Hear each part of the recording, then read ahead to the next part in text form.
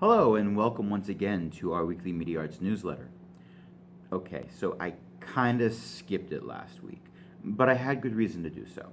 My primary goal as an educator is to give my students experiences that encourage them to learn while providing them with feedback to help the process along. Media arts majors spent a lot of time working on their movies for the Scary Movie Project, and I owed them no less than a level of feedback equal to their hard work. Given the choice between producing a newsletter and getting those last few movies assessed, I took the advice I give my students and worked on the thing I could grade. But hey, those movies are all graded now and they're in SchoolMax. So now we have this going for us again. You're welcome? Moving on. This past week's homework assignment was to create a video that used medium, close-up, and over-the-shoulder shots, all in ways that help to move the plot forward. I've got mixed feelings about the results, but not in a way you might think. A lot of my majors have started enlisting the help of non-majors for the creation of their movies. This is fantastic. As a director, you're supposed to be able to have leadership skills, to form a team, to have them work together towards your common goal. The only downside is that without a publicity release form on file for the other people involved, I can't show off the exemplary work in a format like this, where their faces would essentially be live on the internet. If those students happen to bring in publicity release forms for their cast, well, that would be another story. We'll be talking about that in class later.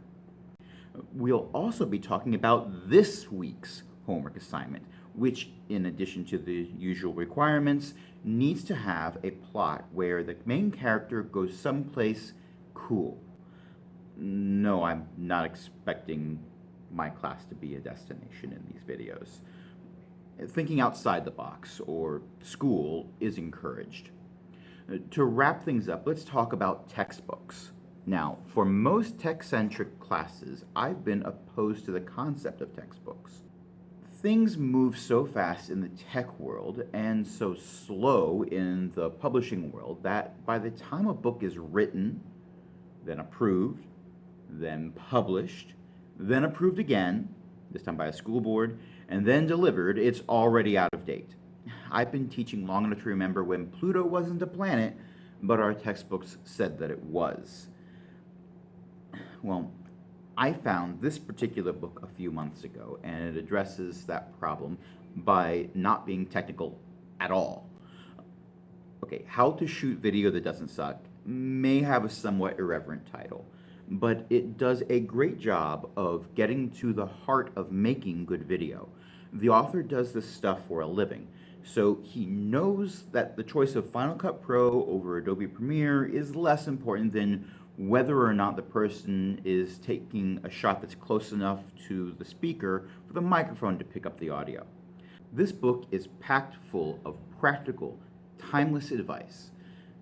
Now, it's not our class textbook. As I've said, these things take a lot of time to get approved. But if you are looking for a gift idea for a young movie maker that doesn't cost as much as a camera or a computer, I got this book for $14 at Barnes & Noble. I checked, and it's also available on Amazon and Kindle if you prefer to get it that way. If you have any questions, comments, criticism, feel free to email me at aaron.smith@pgcps.org. And until next time, be the change you want to see in the world. And be well.